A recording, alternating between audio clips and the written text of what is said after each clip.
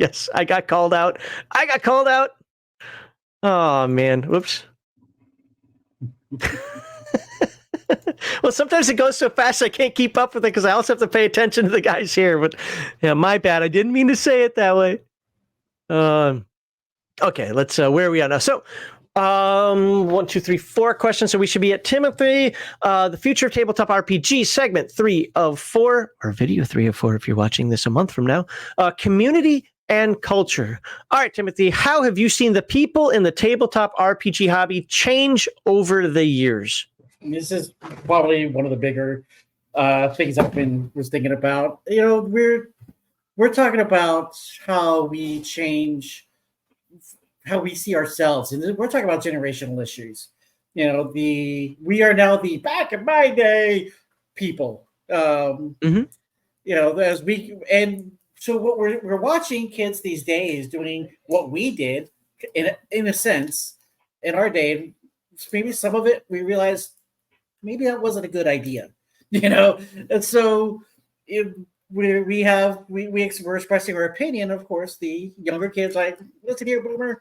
You know, they're telling us to go pound sand as well. Let's see. We're also seeing how technology has changed. If we grew up as a tablet kid, like my kids did, or a lot of kids are these days, then we would be utilizing these tools as a part of ourselves that they are now. You know, it's just that's the fact of life. Oh man, so many notes. Yeah. Let's see. And also, you know, we also grew up at a time of the only place to play the game was in the store or at your house. Now there's that barrier of entry is gone. So now we have Discord, we have VTTs, we've got VR, we got AR. So the kids these days are much more they're used to the technology, so they're using it, as I stated earlier. You know, man, I'm looking at my notes, not too relevant.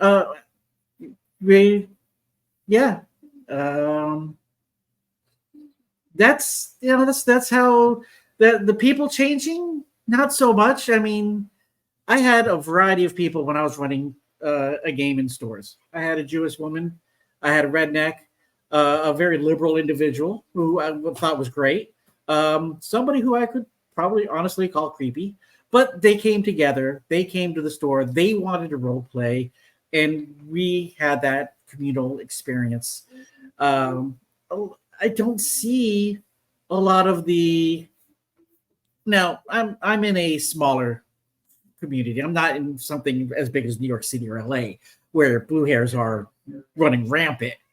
So your mileage is going to vary based off of where you're at. Have you been to Minnesota? The only time I go close by there when I went to the UP for a summer vacation. But sorry. So again, you know, mileage will vary. I mean, I'm in the South, so technically I'm going to have quite a bit of rednecks here, but they're still coming to the table to be themselves, to enjoy the stories, to enjoy the game. So, how do you see the role of influencers and role models, so to speak, evolving in the TTRPG space? I mean, let's look at how many people are actors and so forth now that run games, and how many people have these large channels that are now, and they're like, you know, 20-year-old kids that are influencing people on what it means to be in the hobby, even though I've been playing games twice as old as, you know, they actually are, you know. Well, I mean, it would actually, it's nice when you have stars like Henry Cavill, when you have individuals like the actors from Critical Role, you know, the people that you've enjoyed their work, and knowing that they enjoy the same hobby that you do, that's a good feeling, in my opinion. and that's also along with D&D Beyond, but they promoted D&D Beyond, so that's what helped really get it going. Is it? It's it. I don't really care, so to speak, about these famous people. You know, I don't care about Taylor Swift. I don't care about The Rock. I don't care about. But you do Jack realize Black. they have an influence. Now, I don't know if those two play D&D, but somebody like Henry Cavill or Joe Manganiello. Yes, Joe. Yes. Yeah. they actually have influence on people. Maybe not us. But they absolutely have influence on people. So how do you see that concept evolving, or how do you see them affecting the evolution of the game? If it's, you know, even if it's just through the new players that come into it. Well, you've seen it's through the critical role problem. You know, everybody wants a critical role table, but not everybody can do critical role. People want, and also probably an expectation of these type of characters. Everybody wants is expect to see a flamboyant shopkeeper. Not necessarily going to happen at every table. Okay, so that's going to be the expectations of the more influential population, influential population, the younger people. That's what they see. They like it, and that's what they expect. That's when I would say, you know, run your table. Run your table? You do you. You're at my table. These are the characters. Okay. Malachi, same question for you. How have you seen the people in the TTRPG hobby change over the years? I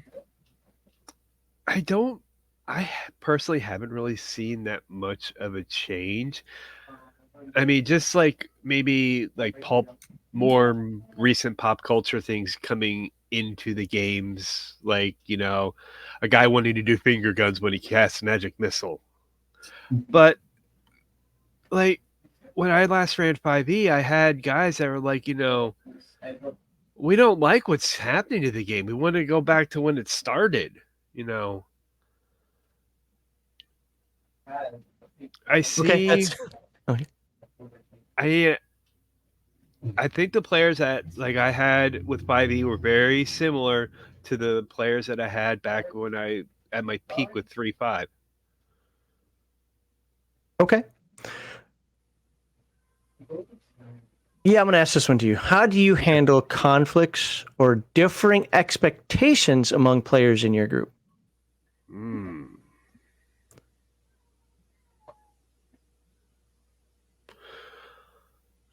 That's something that I don't like to let blow up at the table. If it does, I will kill it right away. I want if there's issues or there's problems, I want that handled outside the game. Just because we're there to game, we're there to have fun. Let's focus on that. And I'm the kind of person that's going to want to talk and find out what's going on and how we can fix it and come to a resolution that we can both agree on. Okay, let's run a little quick scenario here. Yeah, go ahead. Hey, Timothy, I'm going to involve you in this one. Yay! Timothy loves his riffs and he loves his gonzo nonsense, and I can't stand that crap. The joke about me is Max doesn't like to have fun at the table. Actually, my type of fun is to play a game in a serious mind, in a serious mode. I want to play a more serious game, even if it does include dragons and fireballs and so forth. So I'm sitting at your table. You're running a riffs game. We're going to say that you're in between. You're not necessarily pleasing Timothy because you have to cater to me. You're not pleasing me because you're throwing in cartoonist bullshit in there. Yeah. How are you going to handle that? In a quick manner. We don't have to go through a full. Yeah. I mean, like, you want a more grounded, more realistic game. I'm going to try and keep the scenarios, the adventures more grounded in what's going on in location, more at like maybe a human level, like a personal level, and then just maybe here or there I'll throw in a little bit of the gonzo, the off the wall stuff, just to kind of flavor it, you know, kind of like Emerald Lagasse when he goes bam. That's where you do the off the wall, the gonzo stuff. Okay, but so that helps me. But now, what's Timothy getting out of it? Well, I mean, he's still going to get his gonzo. It's just it's Okay. going to be only at certain points. It's not going to be a constant flow of the crazy off the wall, got the blue guy from what's that comic book and movie. He's not going to be like around or anything, Okay. You know what? You convinced me. I'll stay. It's $20, so I got to read it now. $20 Rumble rant from Law Dog. Thank you, Law Dog. He says celebrities, influencers will always influence the game, often in a bad way, because all these quote unquote influencers are beholden to interests that have agendas to push, agendas that will poison the hobby. That is what I was trying to say earlier with people trying to change the core game, with people trying to. This doesn't mean every single one. Stop with the autistic mind there. You're okay. Yeah. You're okay. But on a generalization, if you actually look at, it's they caused WotC to go in directions that are just batshit crazy that nobody wanted, but they listened to these weird influencers, right? Go ahead, Malachi. I mean, right now, this time of year, every 4 years, is a perfect time when you see with the election. Oh God, yeah. People influencing it, whether it's some bet on a billboard that I saw the other day to Ben Stiller on some radio show or some news program. Yeah. If I may, we say that we don't care what celebrities think, and generally I don't. But what I would say is if Joe Manganiello came out tomorrow and said you guys should play. You guys should play first edition Raw. A lot of people will be like, "Hell yeah, that's what I want to hear." If Henry Cavill will come out and because he's been noted as being a Warhammer player, specifically the Emperor's Golden Boys. If he were to come out and say, "No, there are no female custodies," a lot of people would throw their hands up in the air and say, yes, exactly what we're saying. It's like if we had 6 more people like Henry Cavill going out there and denying to make what would be a kick-ass Warhammer 40K show and saying, yeah, you know what, you guys are making female custodies and that's not what I'm about. Or, The Witcher. I mean, think about how well received the first 2 seasons of The Witcher were. And then he's like, yeah, you guys are taking us in a direction that the books weren't written, that the games weren't played as, and I'm stepping away. And now nobody talks about The Witcher. Nobody. Well, guess who's no longer working on the Warhammer TV show? Exactly. The Henry Cavill. So I do care what that and that's one of the things that I say a lot is, I didn't start doing this so I could be an influencer. I wanted to be a good influence. It's the reason why I keep battling with the idea of having my kids on, because my kids paint miniatures. My kids paint Space Marines, and they put together orcs, and even my 5-year-old who can barely hold a brush wants to paint little 3D printed dinosaurs. I want to show people like my wife and I playing a hardcore competitive game of one-page rules and like engaging in trash talk, but having a healthy relationship outside of that. Because it means a lot to me. I don't think people have really good role models. We need more people like Henry Cavill or Kevin Sorbo, or if we just had one more Charles Ingalls of today, you know what I mean? We'd fix a lot of our cultural rot, and a lot of things stem from culture. For the longest time, and maybe this isn't a really good analogy here, but especially because I'm not Christian, but the founding of this nation, we were like 99% Christian, and we so much so that we fought a war over it for the most part, and established this great nation.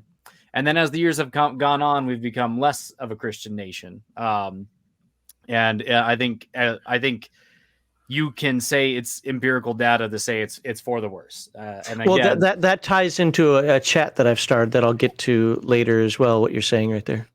Now instead of having the Church of Gygax and Arneson, where people are learning how to engage with role playing games in a healthy way that does even appreciate the moral analysis of being able to engage in unearthed arcana and women sprawled out on a sacrificial table. They're learning how to play from Critical Role, and they're not even just learning how to play. these influencers are going out of their way to tell people, hey, if you want to learn how to play Dungeons and Dragons, go watch Critical Role, because don't ask me to teach you how to play. Don't read the manual for yourself. And it kind of reminds me of like the Dark Ages, of like Christian catechism, where only in the priesthood could learn how to read. And that's kind of that's where we're getting to is the it helped that it was in Latin. I mean, then again, first edition AD&D is in Gygaxian, so yeah. So we're getting to the point where not only people are not incentivized to read their manual, they're actively being told not to. But the problem, one of the problems though, is that the warriors, so to speak, have infiltrated so many different levels of authority. I mean, look at Disney and great for her, the actress. She Gina Carano. Yes, Gina Carano, and I want her suit to win, but she stood up, and they smacked her around like a redheaded stepchild. She didn't even stand up. She said beep bop boop. That's what I mean, and I'm not disparaging her. Like, they went after her for less than standing up. Yeah, exactly.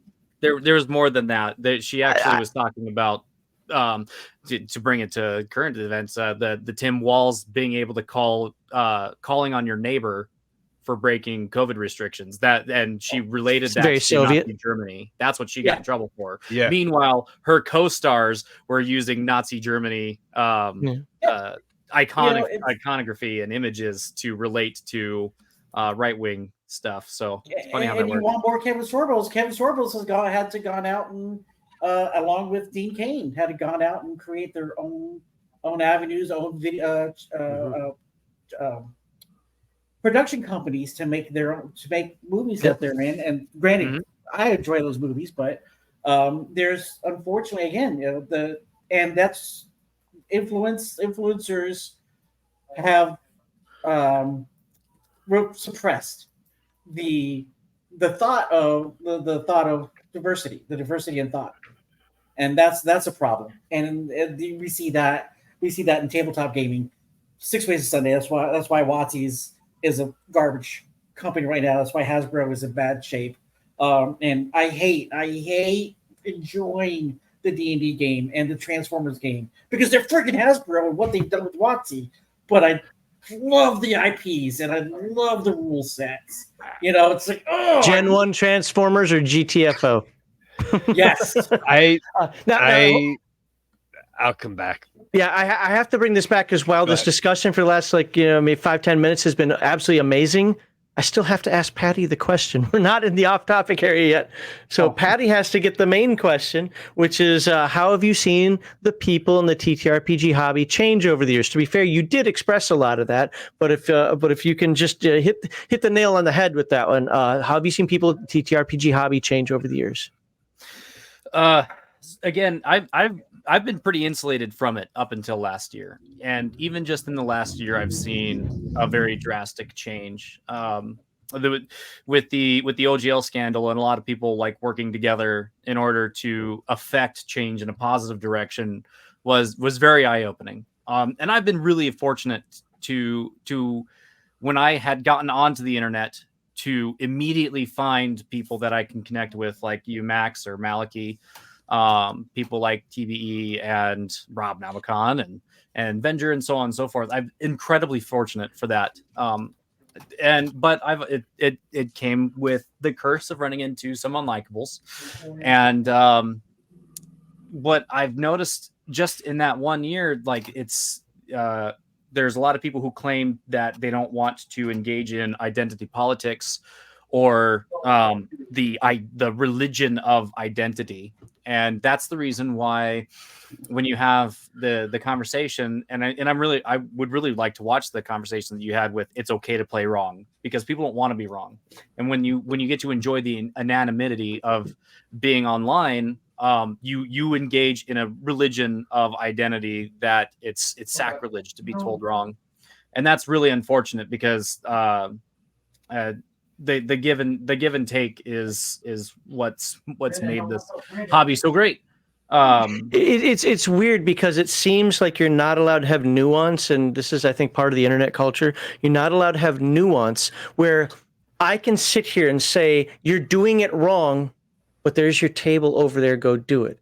Yet I also will blast WotC for codifying wrongness. And I don't understand why people don't see the difference in that. Who cares what WotC does? Do your own thing, because WotC's got backward think, and it does actually affect how people are expected to run the game. Like I said before, it requires me to now explain to you why a gnome can't be a paladin instead of you trying to explain to me why a gnome should be a paladin. Just that dichotomy right there, and it expands from that. Like, well, it's just an intelligent race. It should do it. No, now I have to explain to you bioessentialism is a thing. Demi-humans are tropes. If you want to be diverse, you play a human. Yada, yada, yada, yada, yada. That maybe some other game doesn't deal with because it lets everything be everything, but you want it in this game. You're bad for wanting race class distinctions. Going back to the idea of that guy that had never played in person before, I'm curious if he's ever held physical dice. Like, do you remember the first time that you looked at the set of 7 and you picked up the D12 instead of the D20 because they looked just enough like, you know, and eventually you got the color coded, you know, because each die in the starter set was crayons. You had to use the crayons. But these days, you know, you're gonna have people that they'll only know the dice to pick up by hitting exclamation roll 2d6. And then the Discord bot takes care of it. There's if you want to affect the change, you're gonna have to look local. And I say that for your local politics as well as this. I personally plan during the winter time to go to like my local community center. And since I've been fortunate enough to sell enough books to buy a pretty sweet 3D printer, I'm gonna be printing miniatures for like one-page rules, which is the alternative for Warhammer 40K, and I'm just gonna print a whole bunch of them, take them down to the community center, and I'm gonna teach kids how to play the game and engage with it in a healthy way instead of just letting them go onto the internet and find out from people who don't know what they're talking about because they've built their foundation of knowledge based off of a very hollow core, you know, like this fake. It's funny you say that because next year Heathen Dog and I are going to be covering Rules Cyclopedia and AD&D Second Edition. Cool. Now it's what's really going to be fun for me is to find out how many house rules I actually play with when we're reading the rules going, wait a minute, that's how that works? Because I know the rules, quote unquote, back and forth. Like I could run a game of AD&D Second Edition right now without even having a book in front of me, even though it's been a few years since I played it. But how many of those are house rules that I incorporated over time that I just got used to using? And it's going to be fun. I know people are going to be like, see, you don't blah, blah, you don't play right. Oh, shut the hell up. You know, it's for my table, you know, but it's going to be fun to see that because I know I play with a bunch of house rules. I just don't know what they are off the top of my head. So, I'm not going to ask a follow-up because I think you guys had such a great conversation before. I'm not going to ask a follow-up. I'm going to start hitting some of this chat. And I have a bunch of comments that I wrote down based on what you guys were saying that we can have a discussion on as well. In fact, no, let's do that first, and then I'll read chat. So one of the things, I think it was Patty that brought it up. I forget. But my gaming experience comes from, and I said it before, what I didn't know at the time, but I basically recognize now is the Hickman Revolution. And we were called dirty campaigners back then. Now I guess we're the story gamer equivalent of, you know, for you know, old school D&D, because you know, when I'm talking for things have to make sense. I can't have a Gonzo dungeon. I can't. No, you're not going to walk up to a troll and just say hello to it. The troll wants to kill you, you know. But there's role playing involved, and how people react is more natural, maybe a little less on the die roll side, but it's still a game. And you should still be playing the game, and characters can die, but there's got to be some sort of continuity, right? So, but my point in saying that is there is this little antagonism between the more grognardy chips, you know, potato chips and beer type players that might lean a little more into the wargamey side to us who were role playing, and maybe in modern parlance fit in more at the 5e crowd because we enjoy the role playing, except for we still felt that there was a damn game in there with limitations and rules and dice and, you know, that decided stuff for us, you know, if that makes sense. I don't know if any of you guys want to comment on that there. I think somebody somebody used like, "Oh, well, you're a wargamer" as like an insult, and I told that person, I was like, "You know how you respond to that? You're welcome, because fucking without chainmail, who knows if we would have ever even gotten basic." So, But now, while I agree with that, let's just have a little fun argument for a moment. The hobby has moved on past that. Now, that doesn't mean you're playing wrong. I use the analogy of train stops. You can get off on the first train stop, which is chainmail OD&D. You can get off on the second one, which is base, whatever. Wherever those train stops. You get off on the 20th train stop, which is AD&D second edition. The 30th one, which is Fate Core. The 15th one, which is Palladium Fantasy. I don't care. They're all different train stops, and your stop is what is for you. But the train, the rails, the system does keep expanding. It does keep growing. And I would say the hobby's moved on past, not that you can't do it, but it's moved past the wargaming element. So while I am appreciative of that initial start, I would also say that we've moved on. Enjoy it. But people have also moved on from my style. People have moved on from even rolling dice into, we'll just say, the Amber / Fate Core. Well, okay, Fate Core, you roll dice, but where you bullshit the game master to see how many dice you can roll in order, if you've ever played Fate Core, that's generally what it is. Can I convince him that this background of mine relates to this roll? Which I despise, but it's another train stop in the evolution of the hobby. Literally none of it is wrong or bad. None of it. Just pick your stop and enjoy that stop, and stop trying to change stop. Well, we don't like the position of stop one. It needs to move. No, let the people who want to play chainmail and be wargamers. Just don't try to influence my game with that bullshit, because I don't want it. Does that make sense? Yeah. Okay. It's like Bruce, when we bust his balls for doing Pathfinder, he's like, well, I'm looking for a skirmish game. When he said that, my respect level for him shot through the roof, because I'm like, you're being honest. And I like it. And I don't want a skirmish game. I want a role-playing game, but I get it, and I will respect your decision to play Pathfinder as a skirmish game. I hope you play it for many years to come. Yep. I was trying to start an argument, but okay, we'll move on. No, I mean, your whole thing with the train station, it makes sense. And what's great is, if you feel like it, you can get back on the train and go to another train stop. Yeah. Yeah. So I started off with Dungeons and Dragons Advanced, and I don't know.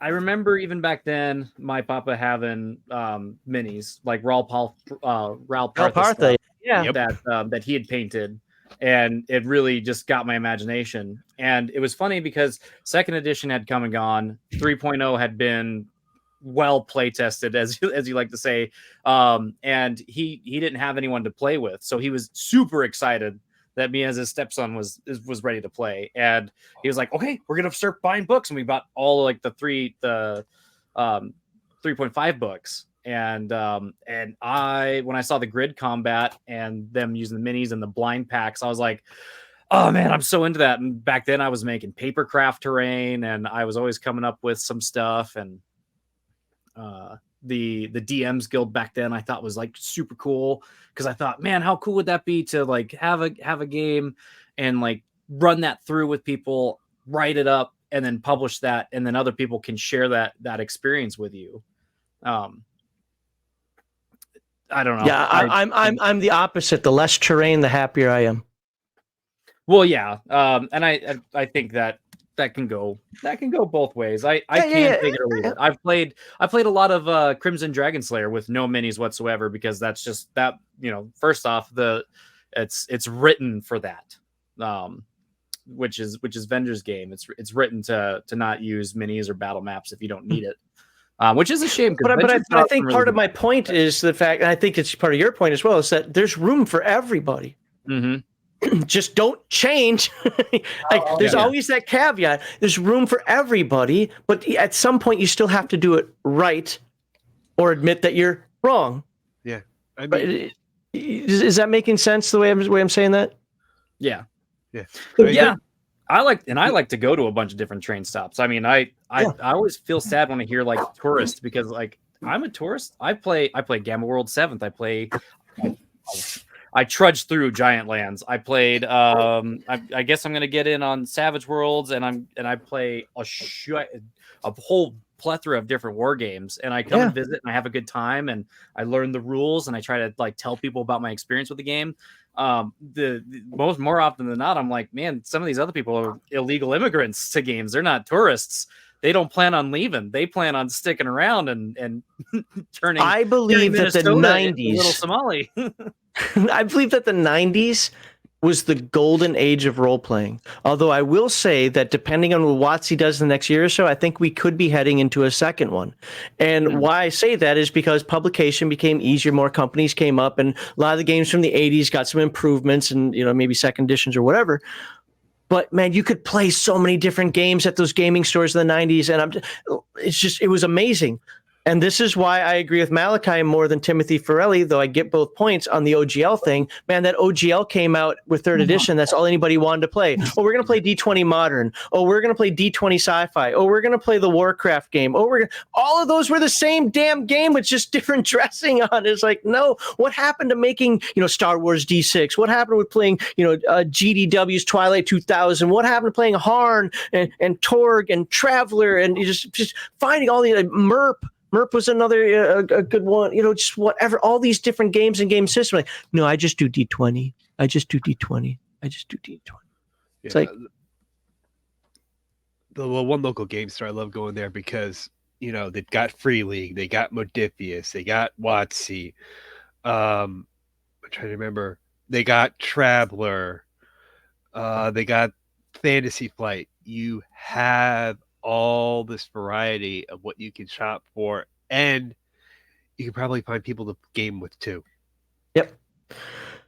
All right, I'm gonna move on here. If you guys want to backtrack and talk about some of that, you can. But again, this episode's going to be crazy longer than it needs to be. But hey, great conversation, and I love the chat. I mentioned it in there. I love the chat's just still going nuts, and I like that. One of the things I was going to say, somebody said, hey, people are used to the tech now, and we just got to, you know, be okay with that, kind of a generational thing. I think it was Timothy Frelly that said that. My comment to that was, being used to the tech is one thing. Being reliant on it is the problem. Again, what happens when the power goes out? That was when we played the most D&D. You know, I mean, I remember the 48-hour marathon sessions when somebody take a nap and hey, come on, we're in combat now. Yep. My 7C game, sometimes I just have to work late, and I get to the game a little bit late, and next thing you know, I'm passing out. Right. So people are talking about diverse groups. My high school group. I graduated in 1991. You're old. Yep, I just had a birthday yesterday. I'm 51. Deal with it. We had 3 girls. Half our main group were girls. People, you kept girls from the game. Half our main group. Now, we had a broader group as well, which I think included 1 or 2 more, but it was mostly dudes. But half our core group were females. So, no, we didn't exclude anybody. And as time went on, I was the token right-winger. I knew that most of the people in the group were what we called progressives then, woke now. And I mean that they are woke now. They are far onto that train, right? We didn't care. We played the games. As far as I'm concerned, nobody cared. Well, okay, I've got my story that I'm not going to get into now. People can ask about it if you haven't heard it, but I got kicked out of a group for being a right-winger back in 2004, I think it was. 2003, 2004. It was either before I went to Kuwait or after I came back from Kuwait. I forget. Either way. But we all sat at the table and we all played. We just played. We didn't care. Yeah, I knew you were a progressive nutball. I knew you were a whore. I knew that you were a drug addict, probably on, shrooms and everything else right now playing the game. But as long as you can focus on the game enough to not see the dragons for real, let's just play the goddamn game and have some fun. We didn't worry about that. 2016 did a big change to that. And that goes on to my next comment, which was somebody mentioned before, the games that I've seen, I haven't seen the hobby change. Like I did. Now, I wasn't fully out of it, but I kind of stopped gaming to an extensive degree in the mid-2000s because I realized that I was behind the power curve in my career. I squandered a lot of my Air Force time. It was time to learn. I had to buckle down and really learn my job better than it was if I wanted to get paid. So I spent more time getting certifications, getting education, traveling so that I could work, et cetera, et cetera. I come back to the hobby to run a game in 2017, and it was pure culture shock for me. I've discussed this a lot as well. I'm not going to go into all of it, but it was the whole, why can't you run the table like Critical Role? I'm like, what is a Critical Role? And I watched, I'm like, that's not real. That's not a real table. I didn't know at that point that they were voice actors and so forth, but I'm like, it seemed curated. It seemed like there's something not right here. Yeah, I'd like to think I'm a good role player. Watch Bear's game. Watch RPG's Dumb game. You decide if I'm a good role player or not. But man, that still isn't a normal table. And then like, oh, I'm not playing a game for 8 hours. Fuck you, you're not. And they're like, I don't do anything for more than 3 or 4 hours ever. I'm like, if you're playing in my game, I had to beg to get them to 6. Like, but again, that's a culture. Modern people, even older people now say, I'd never play a game that long either. But again, that's a culture. They're a generational change. That's something that's different. I can go to a few more things, but I'm not going to. And then the last one that I wrote down was, I think somebody mentioned something about group size. I think a cultural change is group size. Back in the day, we used to, you'd see modules that say for 8 to 10 players. Now, and my perfect gaming group size is 6 players plus me if I'm running the game. I can do up to 8, but I prefer to have 6, but I won't even run it if it's less than 5. Like I just, nope, not doing it because we have to have more. And people are running games. Oh, we have just 3 of us. What? If one of you dies or one of you goes down, that's pretty much the end of the game. That's 33% of your firepower right there, or your knowledge, whatever it happens to be. But man, we play in Discord. We've been playing for years with 3 people. I don't get it. And I'm not saying that every group played the way I did. What I'm saying is that it's a generational shift in the fact that it's hard to find people that will still play for 8 hours, that can still get a group together of 6 to 8 people, unless they've been playing for 30, 40 years and et cetera. So all of those things for me are how I've seen the hobby change over the years. Maybe you're not affected by that, but I've played in multiple states. I've traveled all over the world. I've played games in many, many countries, and this is what I've seen as the change. And it doesn't really matter where you go. It seems to be all the same. I'm going to let these guys follow up with that, and then we're going to move on to the next question. Well, I will say, when you have a smaller group, the story progresses really quick. Well, and the role playing can be more intense as well. Yeah, too. Yeah, it's one of the big things I noticed with having a smaller group. I can think go up to 8. I think was my most amount of players, and I was in 3.5. I did 10, and it was like herding cats. I couldn't deal with it. 8 is my cap. Yeah, I think it all depends on the game. If I was running maybe like Rifts or a 3.5 again, I'd probably like cap it at maybe 5. But Savage Worlds, man, I could easily run 8 to 10 people. The system is just so simple, so easy. Anything else that Patty or Timothy you want to comment on what we're doing? Otherwise, I'm ready to hit that. Oh wait, do I have started? I've started comments here. I have to actually get to as well. I was the one that liked 6 players. I don't like playing with more. As a matter of fact, the more that I play with, I think I made the joke last year where my family and I, so I have my wife and my 2 boys, and we were playing Gamma World. And it was funny because when we really started getting into it, I made the joke where it was like, my wife and I realized that our party needed a cleric, so we got pregnant. And we're gonna make it cleric now. And so here we go. I really like playing games with my wife and my boys. They have a blast. They think about it a lot. So I really like that. And at that point, I get to share that culture and then guide them, and then hopefully, whether or not my boys, because they're homeschooled, so it is going to be hard for them to have like a D&D club unless I help them make one. It's a great way to socialize them, though. Oh yeah, and they get time down at the library. There's like a homeschooling pod. Oh, nice. Go down there, and I look forward, like I said earlier, with the whole 1-page rules thing. Like I very much look forward to finding those other kids and then instilling in them that culture, so that way, at least like it's like me repenting for my sins of my my high school D&D club where. I let some things that I didn't agree with happen during it, and then the club fell apart, and that's what I get for not having distilled that discipline in the DMs that I had to choose, so that way there was a game to happen in the club. I gotcha. And I will say, I think a lot of those old modules where they say like, oh, 8 to 10 people, you were also had hirelings. Sure. There, because you're coming from the wargamer roots, especially with first edition.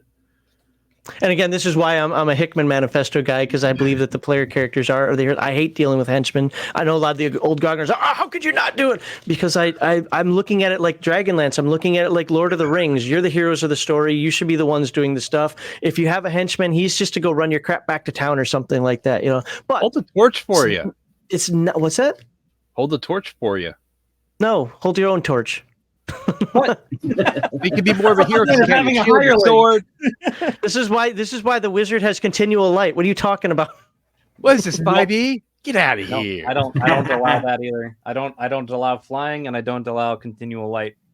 Interesting. So you do have house rules. I have house rules similar. I don't mind continual light, but I don't allow true seeing. Limiting what options that your players have available to, and again, I do have my own RPG system that I'm writing. But I'm not complaining, by the way. I just think it's neat to hear what other people do in their games. Yeah, I really like limited magic. I like when my players have access to magic items, but I'm not a huge fan of them actually having access to magic. Okay. Yeah, like I said, magic items is one thing, and maybe when they get like a high enough level, they can perform rituals to make magic happen. But I don't know. That's just typically how I've liked to run my games in the past. That's cool. Some people don't like that. Some like that. That's another thing is even adults. When I came up here and I invited one of my buddies over. This is the same uncle. Right, he's not really my brother. He's just a close family friend. He had watched it wasn't Critical Role, but it was like Critical Role. And it's actually pretty funny. There's this clown character that keeps on coming into the campaign or whatever. And so that's what he had learned how to play D&D. So when I wanted to play Iron Kingdom's role-playing game, he was like, okay, well, where's the D20? I'm like, well, this game uses D6s. And he's like, excuse me? What? There's other games? And I'm just like, yeah, there's other games. And I'm glad I get to expose them to you now. Yeah. Let's I'm sorry. Read That's another thing that we've been seeing is that magic has been capped.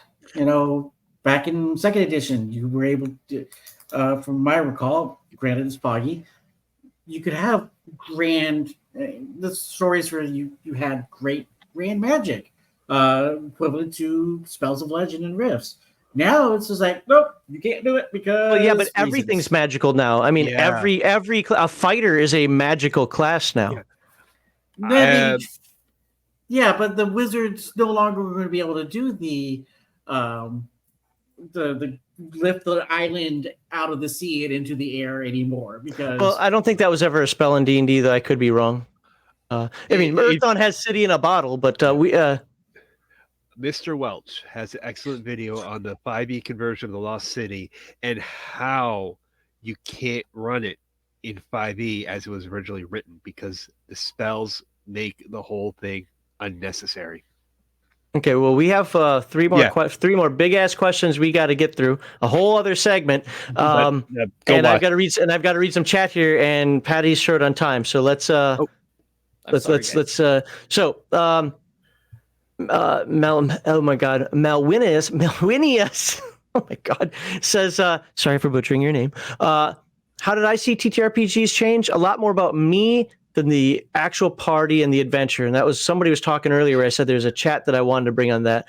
And this is the one I was talking about. Yes, so much more about, well, what about Micah? What about my backstory? What about me? What about this? And less about the other characters in the group. And I'll tell you, I used to be that player. I'm not going to lie. I used to be that player. And then I learned that I have much more fun playing the sidekick or playing the support character. Yeah, go do your grandiose thing. Because without me, you don't get to do your grandiose thing. Even though it looks like small time, I love playing the cleric now. I love playing, somebody that's just kind of, I'm there. I'll help out. That's why I loved Athane until the recent events in the movie. I was there. I could do my fighting. I could do my bow. But I do agree with that. Have you guys seen that? A lot more about me. I found that table that I was starting to run. People, well, I want this. I want this. I want this focus. I want this focus. Like, whoa. What's this? I. Okay, moving on. Law Dog says 5e is. No, I always give you guys a chance to jump in with the comments. You don't have to though. For $5, thank you very much for the $5 again. 5e has become the Bud Light of RPGs. I'm waiting for Dylan Mulvaney to show up on a cover. If you look closely, it's the one with the helmet. The new one. TD says, when people are trying to get you fired for your public opinions on D&D, there's something very significant, badly so, going on in your civilization. Just remember, culture and politics are intertwined. I think the term is culture is downstream from politics. Yeah. Or politics downstream from culture. Yeah.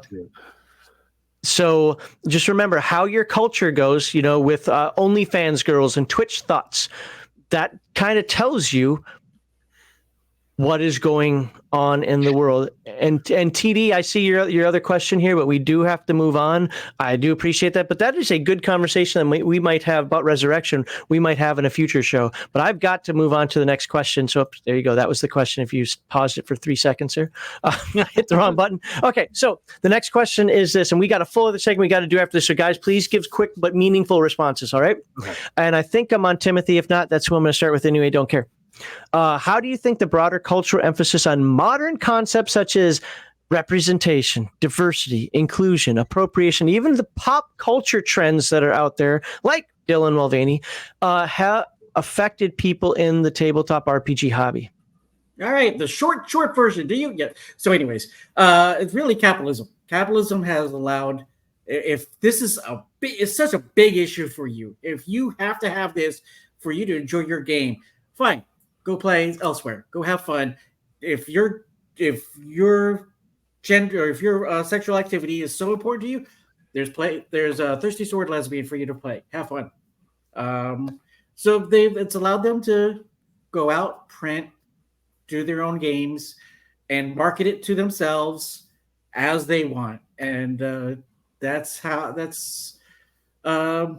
where I'm saying, it's unfortunately it's like the G.I. Joe game and the Transformers game. Pronouns, especially the G.I. Joe, not necessary, but it's there. This is why I don't like people talking about Mothership. Mothership is woke. Stop acting like it's not. I only saw pronouns in one book for G.I. Joe. It's in the core book. But just ignore it. I just ignore it. Whatever. Yeah. Yeah. So it allows them to, that's where if it's that important to you, do your own thing. Make your own game. Have fun. And I want you to succeed. That's the other thing. I want you to be able to win. Win at the game of life, make your money, and have fun. So I can imagine this answer, but I'm going to ask it anyway. What steps do you take to ensure diverse representation in your games, both in terms of player base and character creation? Can you afford to play at my table? No, I mean, hell yeah. It really, I mean, I don't. Play what you want, be what you want with it, and as you can see, you want to be a train, you can be a train. Okay. Malachi, go hitting you with the first question again. Is and by the way, this question isn't meant to be insulting. It really isn't. At the same time, it's kind of insulting that we even have to ask the question at the same time. So how do you think the broader cultural emphasis on modern concepts such as representation, diversity, inclusion, appropriation, and even pop culture trends have affected people in the TTRPG hobby? Well, I think it's been one of the things that's been forcing some maybe unrealistic expectations on what's expected inside the books that publishers are making. Oh, you have to have so many of this, so many of that. And what's the reasoning behind it? They say, hey, it's like, oh yeah, I gotta have more, say black people in the book so that we can get more black people in the hobby, when maybe you're going about this wrong, maybe looking at why they're not playing. I think just being open at your table, letting anybody come in and play, and just putting all that stuff to the back, just letting them be themselves. And I think that is going to get more people in the hobby than trying to fill a quota in a book. It's funny you say that. I saw the clip of a video of a guy, and I don't know his name. He looks familiar to me, so I'm guessing I've seen his videos before. Where he opened up a book and he said, "I was looking for a disclaimer here," and I was he's like, I was very put off or very disappointed because there wasn't one here. What? Like, it's a role-playing game. You don't need to. I bust Kevin and Sean's balls all the time for that. Disclaimers are stupid. Now I know at this point that it's kind of just it's part and parcel. It's like in every single book they've ever written. Yeah, that's fine. I still think they're stupid. It doesn't mean that I'm mad that they put them in there. Disclaimers are stupid. Yeah, it wouldn't be a Palladium book without it anymore. Yeah, I get that. But yeah, so I think this is the Malachi one. What role do conventions and live events play in affecting the tabletop RPG hobby, and how has this changed in recent times? Well, I think it's a great way to get people to try new games.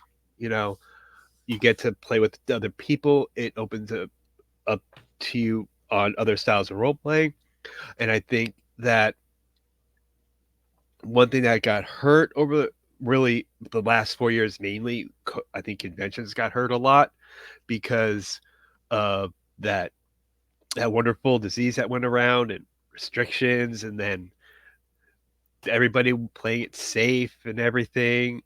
And, in a way, I think some people are a little bit, whether either side you're on, if you're more on the conservative side, you don't want to go where they're got all these restrictions and everything. But if you're on the more liberal side, you're kind of still nervous about going out in public. I mean, I still see people wearing masks today.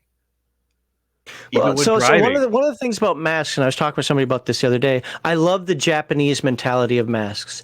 I'm not going to wear a mask because you're sick, but if I'm not feeling well, I wish actually more people would in America put on masks. If you're sick, if you're not feeling well, I'm not going to bust your balls for wearing a mask. Yeah. If you're out there like, I could catch, herpes, gonosyphil herpes AIDS or something like that, it's like, dude, calm down, calm down. Yeah, and really quick, just I think even some game shops where you could have played in public might have got hit by that. Like when I ran my 5e, like I said, my 5e game, I had to stop because the mall started closing an hour early, and it was just not enough time. Okay, so that was your follow-up. So Patty, I'll probably start with you when we hit segment 4. I'll probably start with you so you can knock out both the main questions. So in case you have to go, we're good. But for this one, for still segment 3, how do you think the broader cultural emphasis on modern concepts such as representation, diversity, inclusion, appropriation, and even pop culture trends have affected people in the TTRPG hobby? I don't think it's just TTRPG hobby. I think it's everywhere. Even in my wife's knitting communities, and it's not for the better. And like most things, it was started in good faith, and then it was twisted and turned amoral, like most good things were. I think people should be open to inviting people into their spaces, but for most things, I revert back to the Havamal, which tells people that you should curate your spaces. With that being said, if me in Northern Idaho needed to fill the quota for diversity at my table, my friend Taylor has already offered to don the shoe polish for photographic evidence. If you catch my drift there. I can't, you know what I mean? Especially since my table's my family, and I can only provide my progeny with the genes that I have available to me. It is what it is. I wanted to go to this whole self-insert thing because, again, I think a lot of people, if DM Blackwall is still in the chat, and some other people I've been able to play with them, and I haven't heard anybody complain about Patty being a self-insert. It's kind of the same thing as I was talking about with like the Henry Cavill thing. Like Taylor Swift wants to give her opinion about D&D. I don't give a rat's ass. If she wants to self-insert into D&D, I'm like, great. Now I just have to worry about you trying to lay with all my NPCs and then breaking up with them. Versus if like Henry Cavill wanted to self-insert, I bet you that would be a badass game. You know what I mean? the self-insertion it's not a bad idea if you're not an insufferable human being. Well, I don't think self-insert necessarily is a bad thing. I think at some point or another in our gaming careers, everybody at some point has gone like, "What are you holding right now? Okay, those are the items you have. You are now in a fantasy world. You're yourself." It's just an example. I don't think the self-insert is necessarily the problem. Guys, to jump in on this is going to be kind of the general follow-up. Is it's the idea of demanding a sort of representation. I demand you. What's that? Weaponization. Yeah, the weaponization of representation. I demand that you have people of color, even though it doesn't fit this area. I demand you respect my sexual proclivities. I mean, it's one of the things we say here a lot. I'm not going to put your transgender nonsense in my fantasy game. In my cyberpunk game, it's going to be all about that, because it fits. That's where it belongs. And one of the biggest problems I have is when they alter a product that you purchase. You bought this product in good faith. This is what it's going to be. 6 months later, it's digital. Right? They can only do that in digital. And this is why I have a problem with WotC. And they say, oh, by the way, because we feel like it, and because white people, this is getting changed in your product. But I don't want it changed. Tough. You deal with it. That's the problem. Like the changing of the Beholder stuff in the one book because it's too much like people on the spectrum. What? Yeah. I don't even want. I don't have time to even know about this right now. Talk to me about that in segment 5. Okay. Yeah. Go ahead. Yeah, I just wanted to follow us up with being on Twitter. I see there's a lot of the degenerate VTubers, and I'm particularly excited when I see a personality like Harmony Ginger pop up because I'm like, thank goodness there's a female voice in the hobby that's not cringy, degenerate thoughterry, influencing. Because there's kids that use Twitter, and these VTubers have fan artists that are artistically capable of being extremely degenerate, and again we're feeding that kind of personality just feeds more into the culture that destroys what we love, and they want to live that through a lot of their D&D fantasies. Yep. Now, to be fair, when we were 16 and hormones were running around, I'm not gonna lie, we tried doing a bunch of that crap too, but not as 30-year-olds, not as 40-year-olds, not as even back then. I Fade to black. Fade to black. Yeah, I mean, I 100% agree on that, but it isn't like people are what was that? There are any girls there? I want to do them. Yes, magic missile. I'm gonna attack the darkness. One of the things about again, it goes to backward think, and I forget the guys. It was a GNS magazine or whatever the hell his dumbass name is called. We had a little sparring match with him because the fact that he's like, I'm going to put whether the NPC is gay or trans or all this in the module, and we're like, well, if it's part of the story, if it's part of the module, if it's meaningful, yes, else no. Well, you could take it out then if you don't want to. Again, this is backward think. Don't inject crap into the module that's not necessary. That's pure activism. If it's necessary for me to know that, this bartender is gay, this girl that we're trying to rescue is a lesbian, and because we're supporting her lover or something. Okay, then put it in. But if you're just doing it for the purpose of like, I'm just going to put it in there, and you have to accept that all this stuff is gay, and if you don't like it, you remove it, but that makes you the bad person because you removed it. Screw you. That's activism. Yes. Okay. All right. Let's hit the chat. We are going to breeze through these a little quicker. What I'll do is I'll ask Patty the first 2 questions, and then he can hang out as long as he needs to when it comes to the next segment. And then I will spend a little more time with Malachi and Timothy Frelly here. Apparently I started comments from the same person. Okay, Shark got 2 of them in here. So imagine having a gaming table full of Marines, smoking cigars, drinking whiskey, and you telling them, tonight we're going to play Thirsty Sword Lesbians, laughing. Imagine how that would go over. Dude, Marines would have fun with that. They really? Yeah, all right, we're in. Let's do it. Yeah, they Marines are crazy. All over that, like white on rice. Mm-hmm. I've seen more people who hate Thirsty Sword Lesbians talk about Thirsty Sword Lesbians than people who love Thirsty Sword Lesbians. I can't find a live. Granted, I haven't gone searching for it, but I've never had an algorithm feed me a Thirsty Sword Lesbians live play. And the people who claim to play it or love it are still playing 5e. They're just playing Thirsty Sword Lesbian themed 5e. But guess we gotta get Vic to run the game for us. Shark also says, what does representation or who you want sexy time with have anything to do with you playing a lizard man fighter in a Dark Ages environment full of hungry monsters? What if it's a lesbian? We don't have time for the homosexuality. Yeah, unless we're into gore. I don't know. All right, so our next segment is going to be predictions for the future. This is what you all came for. You've waited 3 hours, over 3 hours. Oh my God, this is going to be the longest episode ever. Over 3 hours waiting to find out predictions from the future. Already read the super chat, so let me put up my little brand here so I can find this later.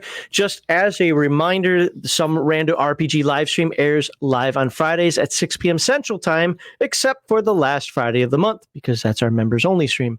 Once this live stream ends, the full live stream will remain available to YouTube members only, while the 4 discussion segments will post a month later.